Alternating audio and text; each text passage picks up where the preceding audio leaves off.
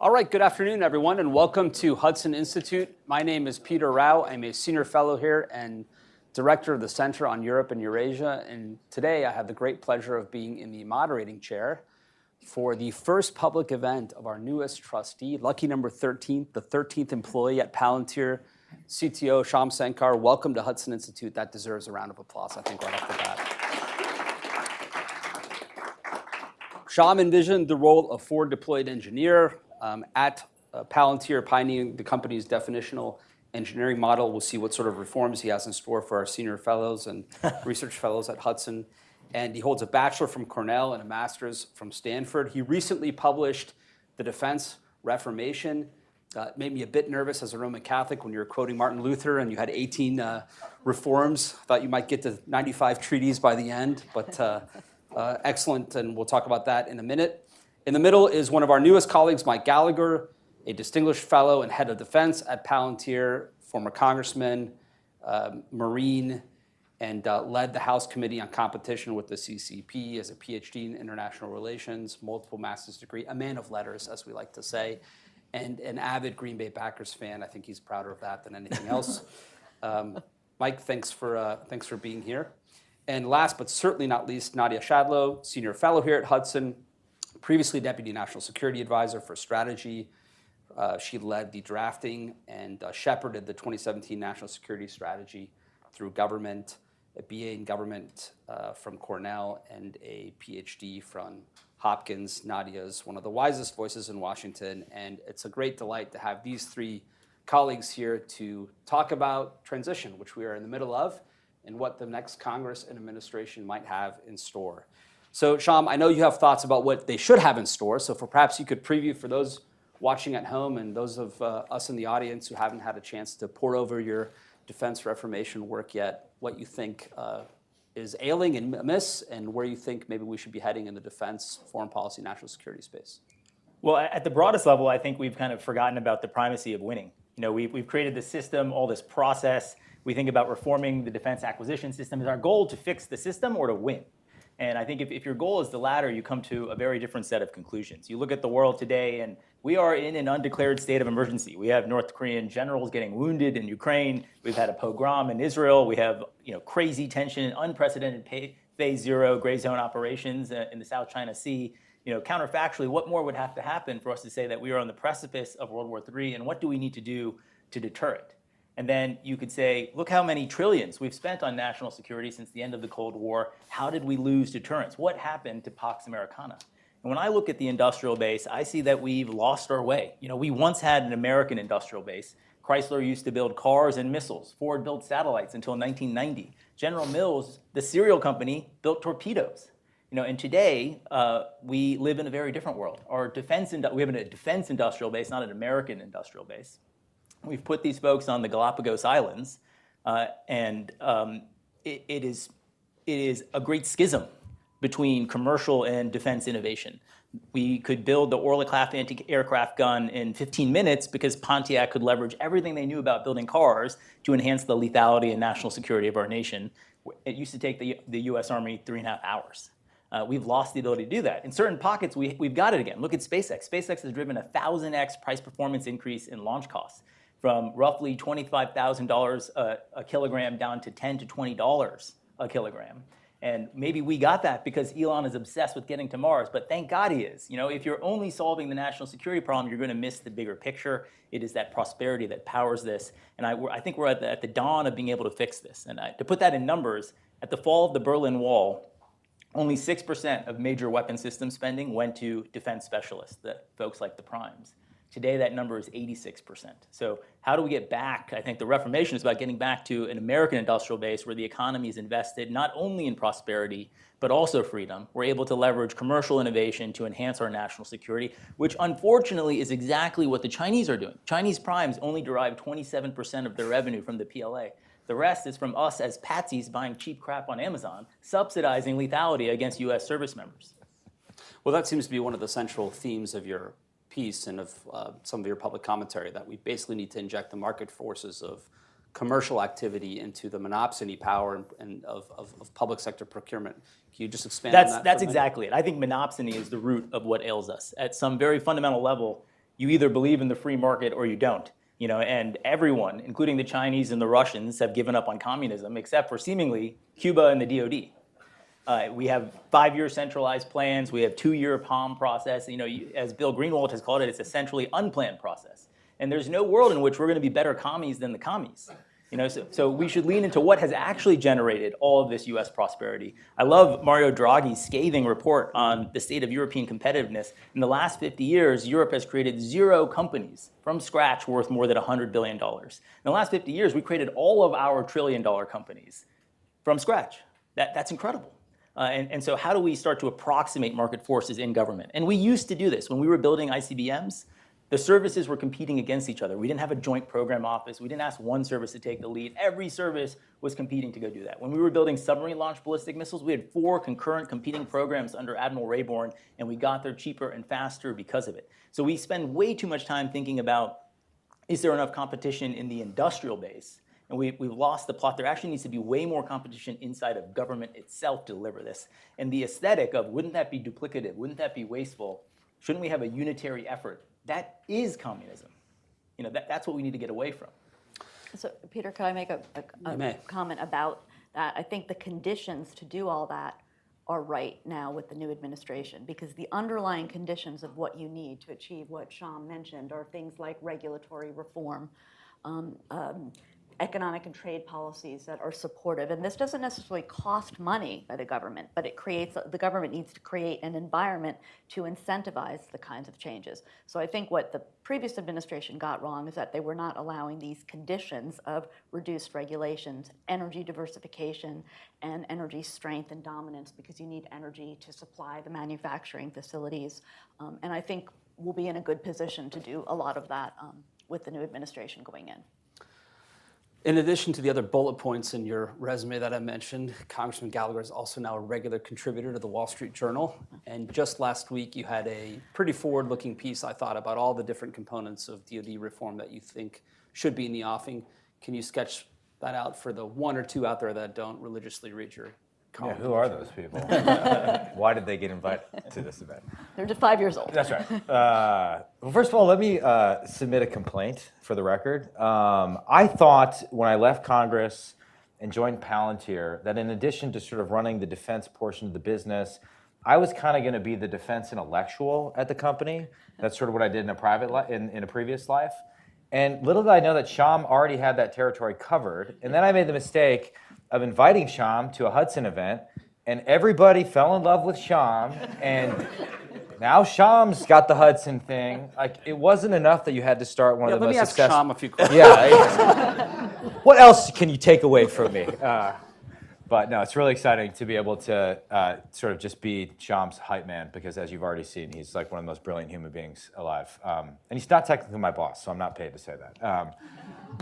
Okay, so if I look at sort of the hardest problems that the next Secretary of Defense has to find a way to solve, or at least improve, right? And make no mistake, I think of the many jobs that are very difficult in an administration, I might submit that being Secretary of Defense is the hardest, because it is the biggest bureaucracy. The inertia is probably the strongest, and figuring out a way to manage your relationship with the president, have service secretaries that you trust, and actually pursue a reform agenda is something very, very few secretaries of defense have done successfully. And if you read the biographies of those who have been successful or somewhat successful, from Bob Gates to a great Wisconsinite, Mel Laird, one thing becomes apparent, which is that unless the secretary himself, with the backing of the president, prioritizes a thing or at most 3 things and wakes up every single day bending the bureaucracy to his will, those things will not get done. So the question is, what are the most important things that will help prevent World War III? In my opinion, as I've said multiple times at Hudson, the priority theater is the Indo-Pacific. Our greatest enemy is the Chinese Communist Party. Therefore, the priority force has to be the United States Navy, or more specifically, the Navy Marine Corps team. That doesn't take anything away from the Army or the Air Force, which have a significant role to play in the fight. But the hardest challenge, in my opinion, is to find a way to revitalize our broken shipbuilding industrial base. And we are behind schedule on almost everything. We can't keep ships on the water. The repair numbers are terrible. Our ability to fulfill our AUKUS commitments is in jeopardy right now because we can't build enough subs. So the signature defense initiative of the Biden administration, which I was supportive of, very supportive of, is slowly dying because of our inability to build ships quickly. So fixing the shipbuilding industrial base, and I'm happy to elaborate on what's necessary for that, finding a way to replenish our arsenal of deterrence, i.e. all the critical munitions and long-range precision fires that can hold Chinese ships at risk, thereby reversing the logic of what they've done to us in the Indo-Pacific, building a rocket force designed to keep our ships out of the fight. We can do that to them if we provide a consistent demand signal, if we get innovative, if we put advanced energetics, as Nadia has written about more eloquently than anybody else, in those weapon systems. And then finally, in order to generate the money that is necessary, if you assume that we're not going to get a massive defense buildup, and I, for one, would argue for a massive defense buildup, but let's assume we're not going to get one, then you got to get creative with reforming the supporting establishment, the fourth estate. And there, as difficult and as politically problematic as those efforts can be, I think there is a massive opportunity to shrink the largest branch of the military, which is not the Army, but rather the defense civilian workforce. The entire acquisition workforce is bigger than the United States Marine Corps. The Pentagon owns a bunch of valuable property, golf courses, hotels that it does not need to own. You can recycle those assets, or you can take the money, to quote another Bill Greenwald idea, that the Pentagon gets given to it, appropriated to it every single year, but is not spent at the end of the year, and therefore goes back into the Treasury and sits in abeyance for 5 years and then disappears or is laundered for non-defense purposes. Give the Pentagon the flexibility that many other agencies have to repurpose that money for, let's say, great commercial software, or long-range precision fires, or some subset of things that you can actually deliver within the next 2 years to enhance lethality. Because if it doesn't happen in the next 2 years, in some ways it doesn't count in terms of my calculus for preventing World War III. You mentioned that you'd like to, or you would be willing to elaborate on your ideas for the shipbuilding base. Can you do that for just a second? Yeah, so basically right now the way requirements for ships are generated, there's technical specifications that are generated independently from some of the other requirements. The Navy used to operate under a board model where there was a set of stakeholders with a chair who was empowered to make decisions to better harmonize all the requirements, so you didn't have things that don't add up or don't make sense, or you didn't have NAVC with the ability to pop in at the last second and change requirements, and therefore a shipyard trying to build a ship is constantly operating with the rug being pulled out from under it. So that's one thing. The other thing, I think the Navy could adopt a version of the Rapid Capabilities Office that other services have in order to expedite the delivery of key systems, particularly autonomous systems, medium and large autonomous surface vehicles, underwater vehicles, and some autonomous aerial vehicles as well. What else would make sense? Let's get a Secretary of Defense who actually believes in sea power and can make a case to the American people for why we need a bigger fleet, and have one coherent shipbuilding plan as opposed to 5 different plans that don't talk to each other and just confuse Congress. And by the way, Congress has passed into law the goal of having a 355 ship fleet as soon as practically possible. That was passed into law in 2018 or 2017 when I was a freshman member of Congress. The only problem is our fleet is getting smaller. We're set to bottom out in 2027, the year that Xi Jinping has set for having his military ready to take Taiwan by force if necessary. We're headed on the wrong trajectory, in part because we don't have that consistent demand signal and a Secretary of the Navy and Secretary of Defense who's making the case for why a bigger Navy and a more lethal Navy is necessary in order to prevent war. So Mike mentioned that he's partial to Nadia's work on energetics. I confess, I've never told Nadia this. My favorite piece of yours of all time, I don't remember where you wrote this, was with the one where you said everything's already been essentially laid out, everything's been studied. We need to actually, rather than launch a new blue ribbon commission or have a new white paper churned out by various sundry think tanks, begin the implementation of these things. You mentioned that the moment is propitious, that perhaps now with the new government, it's time for us to move out. What are some of these ideas that you think are really, the time is ripe and we might actually get to implementation? Well, it's funny that you say that, because I was going to have the temerity to edit one phrase that Mike had said, which was find a way. And I was going to say, no, Mike, We know the way, right? All in this room, so many of us, everyone working on these issues, Hudson, other think tanks too, like we know the way now. So the key for this administration, and as you mentioned in your column this week, you mentioned, I forget, one of the reform reports from, You didn't read it. yeah. which report was The that? 2015 Defense Business Board report. Right. There Yeah. are so many out there, and actually, I say that with admiration for a lot of the reports. They're good. There's a lot of good and useful information. The problem is it hasn't been implemented. So the use of other transaction authorities. I'm not an expert on these issues. There are others in the room who are much more, and Bill, who you mentioned, and certainly Shyam and Mike, but this administration needs to come in, the Secretary of Defense, and just use them and take the risk. And I do think a lot of the officials now being vetted and who will be out there and likely to take places, they're risk takers. They will take the risk. So it's the job of institutes like Hudson to come up literally with the lists of the things that need to be done, not new, not doing more studies necessarily, but drawing all of on the work we've already done. How do you build the hedging force that Brian Clark and Dan Patton, my colleagues, have discussed?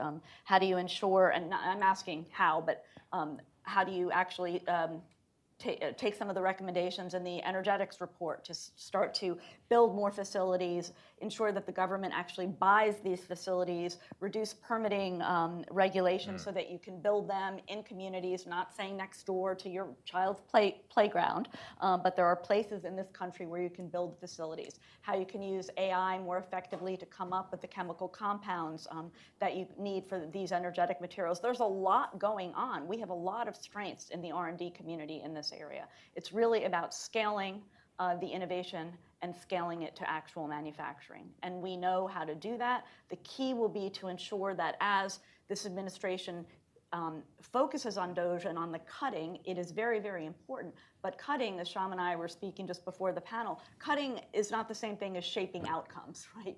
You can cut, you need to cut, but you also at the same time need to have an operational concept for how you want to get to where you want to be. And cutting is not enough. That's maybe a part of the plan, but it's not the actual concept of how you have to shape the changes. You can reduce the acquisition core and then test actually one way to do it would be to test the acquisition core on their knowledge of these unused authorities, many of which I've learned about from Mike. Actually test them, like a multiple choice test. Which ones exist? Those who don't pass probably are not the ones that should stay. And actually that's very practical, it's very doable. Maybe you give them a chance in a year in a few months to study up and then start to use them. You start to promote based on how many times these alternative authorities are used. And you'll start to see speed become a factor too. Okay, this is a Thornberry idea that I was never able to put in practice. Like Congress should have something akin to like a quarterly Thunderdome, where it brings the services in or all the relevant officials or the right PMs and says, yes, okay, how many times have you used this authority? How many times have you used the unique hiring authority that Congress has given you to take someone like Shyam and make him a colonel or a general or an ensign? Hey, be a tip of the spear, man. Maybe a Lance Corporal in the Marine Corps. Okay, so my only point to add on to your brilliant point is that the Congress can play a role in forcing the administration to change. And I think that's important because it's not, we don't need more authorities. When people talk about acquisition reform, it's like we need to stop talking about what authorities we need to give. It's all there. We need to make sure it's employed, it's used. And a lot of that starts, maybe you wouldn't expect a technologist to say this, but it starts with leadership. It starts with putting the right people in the roles who have the risk appetite and are going to lead this thing, and not just trying to promulgate things down through a bureaucracy. You have to reshape the organization to get the outcomes that you want.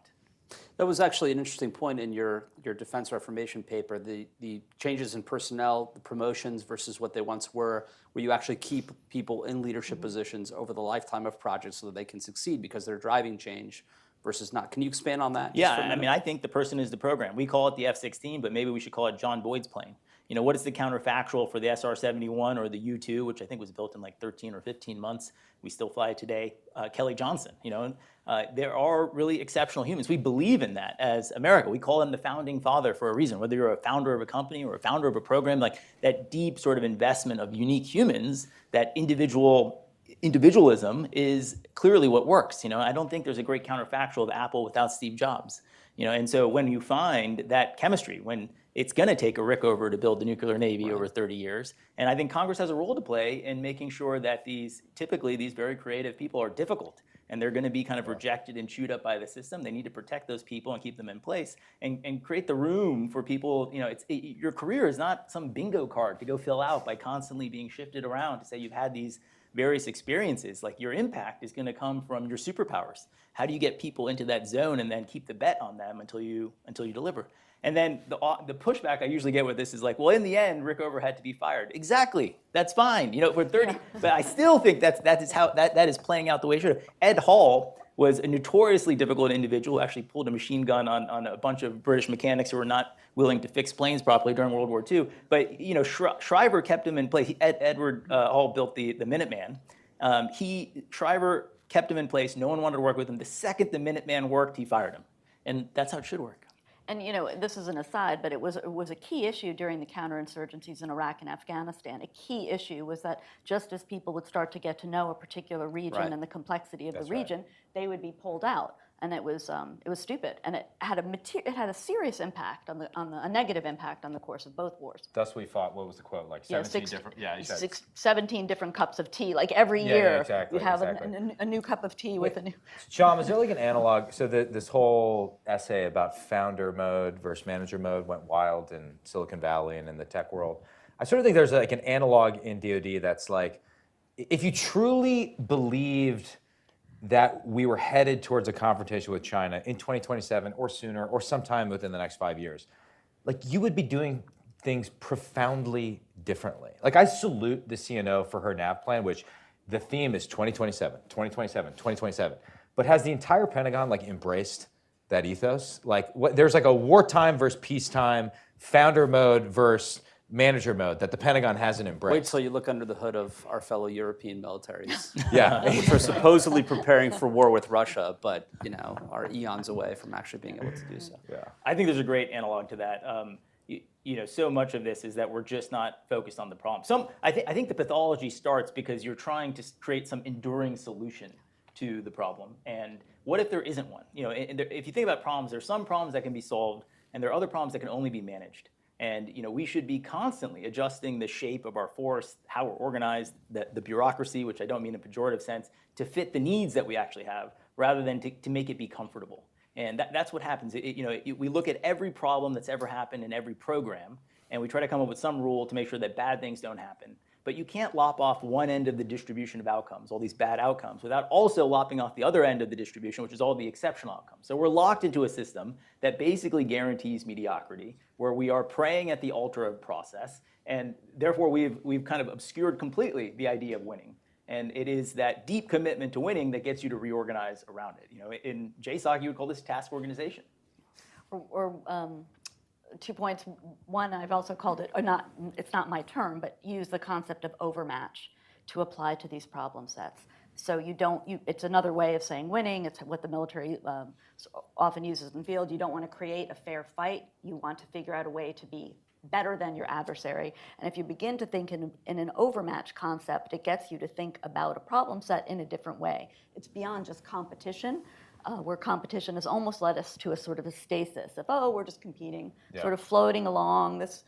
It was good. We needed to get there because we weren't competing before, but now we need to move beyond that to an overmatch concept, which you can apply in the diplomatic, I think, economic and military realms. Yeah, it's sort of like the Marine Corps translation of this would be, like, if you're a Marine, you think of everything in terms of maneuver warfare. Like, what is one of the main foundations of maneuver warfare? It's that you have to weight the main effort, right? You concentrate your resources where they matter most, and like ideally you apply your strength to your enemy's weakness. And so we have services that talk a lot about doing that in a warfighting context, but in an acquisition context, do not do that, right? They spread resources all around in a variety of places that don't deserve them, and they don't apply them in sort of the critical areas where it can have an asymmetric interest. And then I think the diplomatic or like gray zone version of this would be, we just have to be comfortable constantly counterpunching and deterring China in creative ways where we're afraid of our own shadow, right? I've thought that every time that a Chinese vessel like rams a Filipino vessel, magically a small team of Marine armed with like a Nemesis system should appear in the Philippines. And we say like, listen, this is a rotational deployment.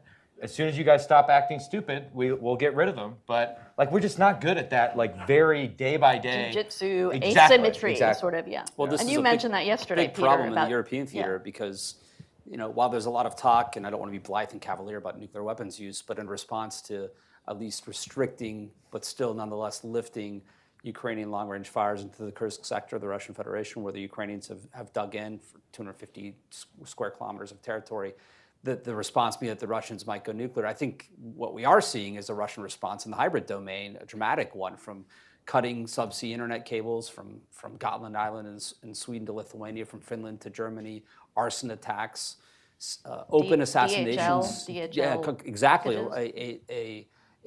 A form of sabotage and high risk sort of hybrid attack that, had it gone differently, could have taken down a cargo plane. And what's the American response to that? I mean, I think a lot of senior European leaders that I've spoken to will at least say in private that maybe they are at war in a way with the Russians, but they haven't found a way because traditionally we've tried to rely on rules of the road and norms in the international system. But of course, in this domain, much like in the cyber domain, it's still the law of the jungle, and you have to be able to show, I think, counterbalancing and counteraction to be able to push back against some of this stuff. And we just fundamentally aren't all that good at that or interested in that. I think that's a huge consequence of having won the Cold War. The rules of the road, what are we talking about? There are no rules. We got to pretend there were rules for 30 years because of the world that we had kind of lived in. And, and now we need to, get some reps and sets in and reminding ourselves of the messiness reality of what it's going to be like. You're going to fit right in at Hudson with that mindset. And actual reps and sets, given the obesity metrics. So that's right. Endangering the all-volunteer force. So. Nadia? And to shift a little bit to sort of shaking up some of the international institutions that, in theory, kind of create some of those rules or are supposedly part of that international system, I think this administration will be in a good opportunity to do that. They intend to do it. I think the key will be to ensure that it be done, we can contribute so that it's done well with thoughtfulness and we get the outcomes we want in those institutions.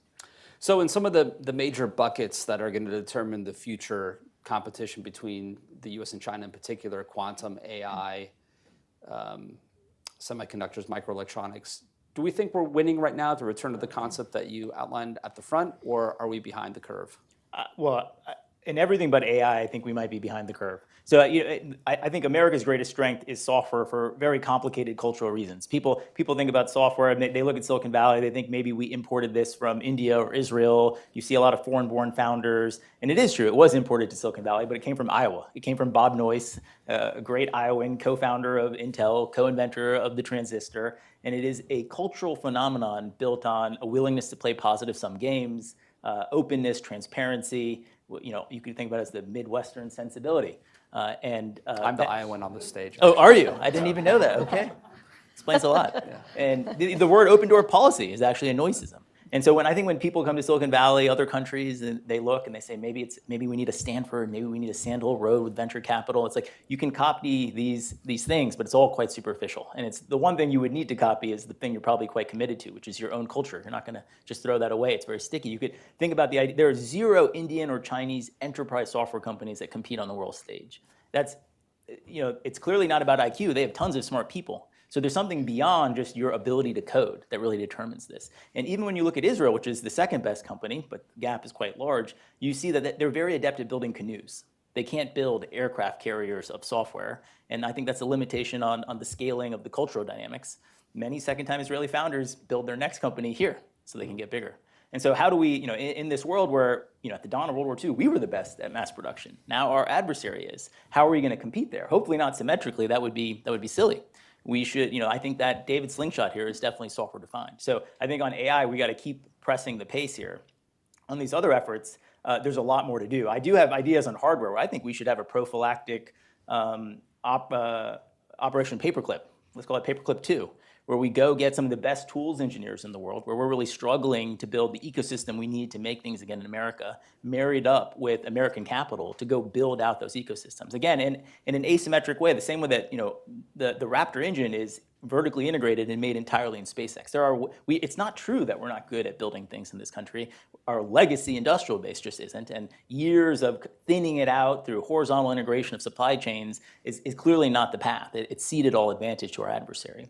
And it is important. I'm kind of structurally skeptical of friendshoring as some sort of opioid solution that meets halfway but solves no problems. It is true that we do have to make these things because innovation is a consequence of productivity. If you're not making the thing, you can't innovate on how you're going to do it. When you look at the Transformer Attention is All You Need paper that gave birth to the ChatGPT revolution, Google only funded that research because they wanted a 3% banal incremental improvement in Google Translate. So from this incrementalism came a complete revolution. And that is the story of so many revolutionary technology inventions. But there's a slight tension there, isn't there, between your opening point that there's this intangible culture that's essential to how these ecosystems are wired. It's not just Stanford, it's not just Sand Hill Road. It's how it all kind of collects together. And on the other hand, we just need to rebuild to be able to build things again, which almost has like an engineering kind of quality to it. For example, just to take the semiconductor industry, TSMC is trying to build up in Arizona. I understand there are major difficulties and challenges in doing that. Is that because we just don't have the same kind of ecosystem culture as you would find in Taipei, or is it because we've atrophied so far and it's just a matter of getting through those hurdles? There's a learning curve to do. I think we've atrophied and we have to get through it. It's going to be painful. So if we look at this journey and we look at the bumps along the road, we should expect a lot of bumps, but we're going to need the resolve to get through that and ramp back up through it. I think the parts that I'd certainly critique, I've been a critic of how task organized are we around building these semiconductor facilities. It's like we have put so many rules and regulations on how we're going to do it. We lost sight of the fact that the most important thing is doing it as quickly as possible and then bending the rules to figure out move the rules around to get to the goal here. And a timeline that's relevant and provides us more options for what's coming. And I think that's true of lots of things. I know of a company who builds solid rocket motors who can't build their factory in Arkansas because of a spotted owl. I love spotted owls too, but I'm not sure Arkansas is going to be a great place with intercontinental ballistic missiles raining down upon it, or the defense of Guam, where various lizards give us concern about what air defenses can we have there. I don't know how safe they're going to be when Guam doesn't exist anymore. So there's a little bit of we're missing the forest through the trees. We've chopped up the problem in so many different pieces with so many different agencies having a vote in it, rather than holistically integrating it and driving the outcomes through it. Nadia, you've done quite a bit of work on our defense industrial base of late. Can you give us a little taste of what you've learned? Well, I agree with Shyam. I think the permitting reform, as I mentioned, there are these underlying conditions that haven't been there for the past 4 or 5 years. Permitting, talent, not actually creating effective talent programs, although they're out there, right? Huntington Ingalls has this incredible program. The best talent programs tend to be the ones that are matched to a particular company and industry, where you target people, you target young people, you train them, and then they come and work for you. Now, you can't force them to stay, but if you create good working conditions, those are better types of programs, and there are studies that have been done to show that than sort of these vague, federally funded programs retraining. The best programs are ones that are almost bespoke programs, and I'm sure, I don't know if Palantir has that experience too, but working to train some young people to be your own engineers. I think the concept of time is really important, and as both of my colleagues mentioned, I think there's a good opportunity here where time is going to be a metric that you will be judged on. So the op-ed that many of you have seen already today, Musk and Vivek's op-ed, the last part of it said, Doge is going to go away in July of 2026, right? So they are on a timeline. And we need to all ask, and they need to ask, how long will this take? And it goes back to the point of using the authorities. If you're judged on how long it takes to get to something, you can drive faster change. So I think speed will be important, and I think we all need to ask that question and figure out the fair metrics for it. And if people can't get there, then that also gives us a signal for more regulatory rollback. But having said that, I think it's also, you asked Peter about overall competition. It's not just in the tech space, right? There are geographic competitions taking place. We're seeing what China's doing in Latin America, in our neighborhood, building ports, the $3.5 billion port in Peru. For 10 years, I did a little research before this, for 10 years, Xi has been going to Latin America for long trips. The whole region is now being physically surrounded. We are being physically surrounded with ports that Admiral, who's the Admiral who just left? Linda, Richardson, yeah, Linda Richardson has pointed out, this particular port fits warships as well. So we need to also think about the actual geographic competitions too, and where we want to play, where we want to prioritize.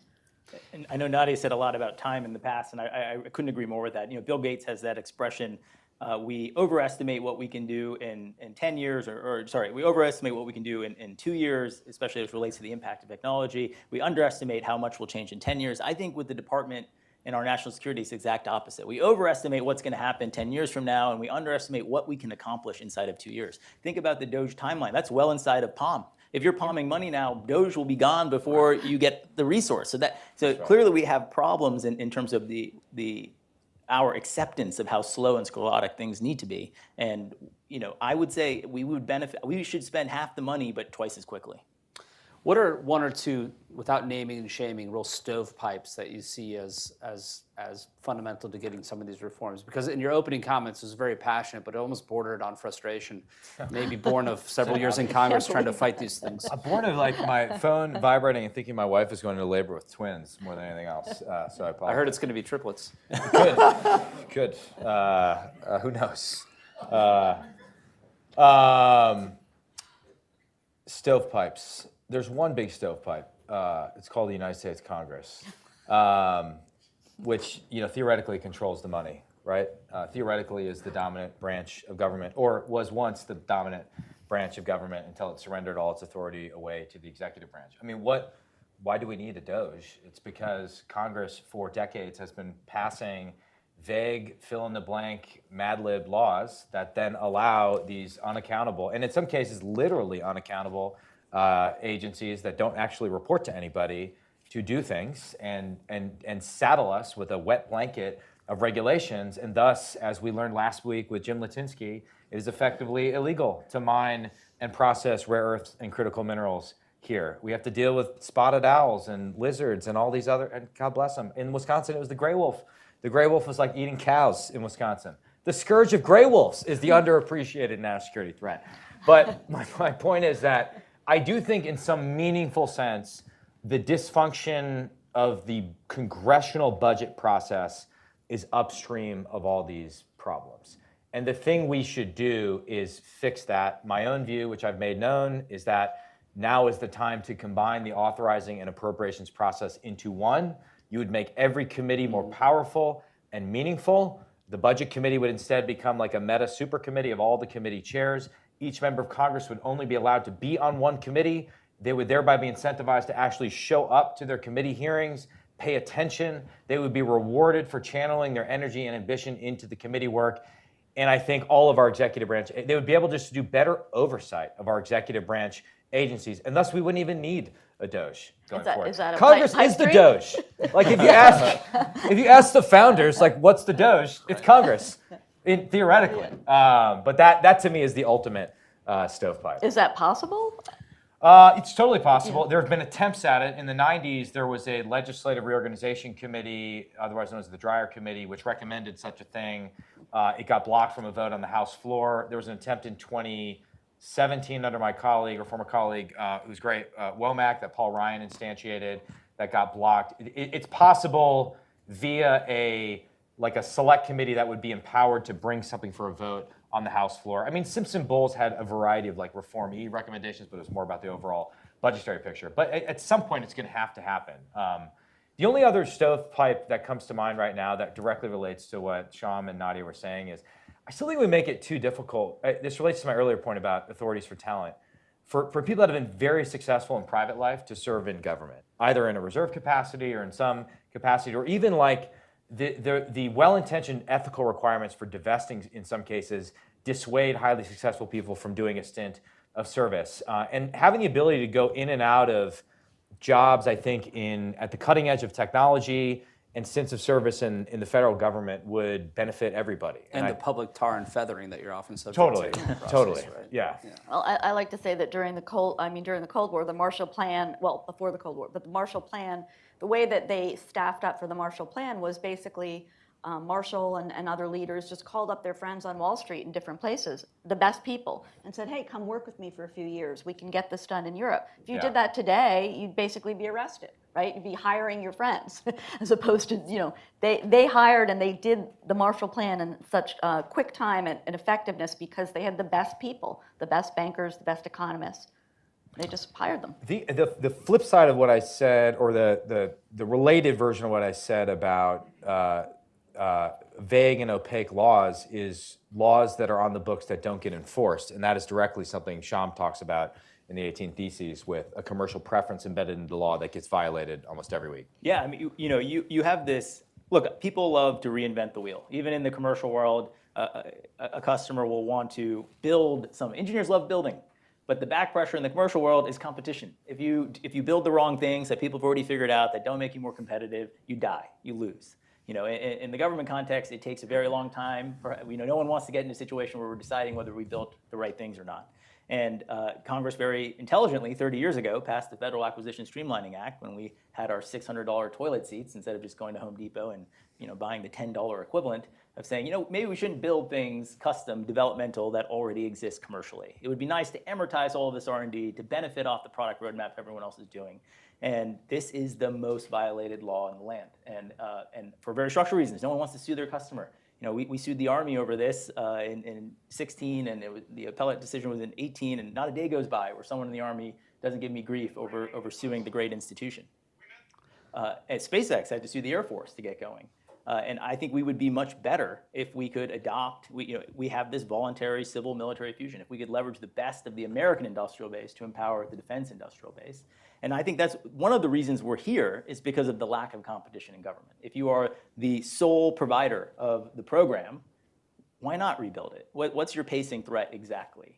On the other hand, if you were building the ICBM at one of the services and you're competing against the other services, you wake up every day trying to humiliate the other bureaucrat in the next corridor down, and you're going to make different decisions. And how do we leverage that fundamental competitive energy to be better as a country? Sorry, Nadia, please. I mean, that's a good point in terms of our recommendations. Cut the acquisition core, but also reform it and change it, and partly to introduce those kinds of competitive dynamics within it.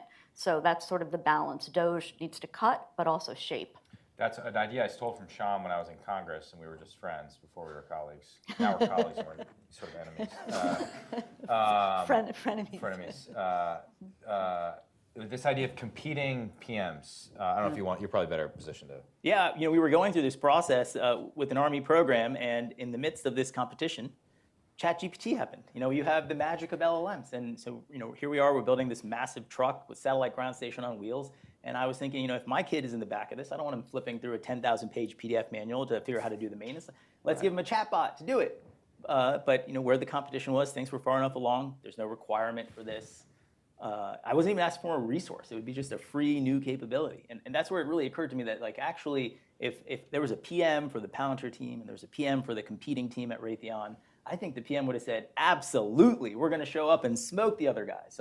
The incentives are not playing in a direction to quickly absorb capability to win this sort of fight. And I think if you play this out, the pushback for this is something that sounds like you're going to need a lot more resource. That sounds maybe wasteful and duplicative. But why isn't our economy that? When we say actually we're better off because of all the choice and competition and how much it pushes each of our companies to be better and faster as a consequence. And I think look no further than Europe to see what happens when things are not that competitive.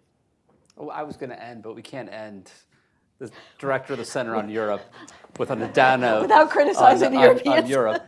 But let me ask you, the day we met, I believe you were in a bit of a high because Palantir, and forgive me, I don't remember, but it had cracked some sort of. We had just been added to the S&P 500. There it is. Yeah, you're right. I wasn't quite a high for that. We were the first defense company in 46 years to be added to the S&P 500. You could look at that and say, wow, that looks much more like the European capital markets than it does look like the American. And so I think that's and I don't think we're going to be the last. And largely, I don't think we're going to be the last because the Last Supper was really this point in 1993. We had this dinner at the Pentagon where it led to the massive consolidation of the defense industrial base. We said we need a peace dividend. We slashed the defense budget 67%. We went from 51 primes down to 5. People look at that and they say that's when we lost competition in the industrial base. Maybe so. But I think the dominant factor is that the consolidation bred conformity. It pushed out the Kelly Johnsons. It pushed out the crazy innovative engineers. It pushed out the founders. And it was the beginning of the true financialization of defense, where these companies became owned by an institutional faceless class that only cared about dividends and buybacks. You don't have the Elon Musks. You don't have the Palmer Luckies. Those people are back in spades. We have had over $130 billion of private capital invested in the American national interest now, and that's being invested in crazy, and I mean that in the most positive sense, founders who are going to be hard-headed and build, and I think we'll see a lot more of these companies. That's great. And Shyam Sankar, if you want to read more of his thoughts, he has a Substack, First Breakfast. It's rare that we advertise things that aren't on Hudson.org. Go to Hudson.org. But First Breakfast, his Substack, where he comments on the defense world. Mike Gallagher with his monthly column in the Wall Street Journal, which you should pull up at Hudson.org, not on the Journal webpage. And Nadia, who has many pieces on her expert page at Hudson.org, and you can see them there. Thanks to my three very impressive colleagues. I have to say I learned a ton. I'm glad I'm moderating rather than sitting in that chair. Mike Gallagher, good luck with the newborn whenever he or she arrives. And thank you all for joining us today.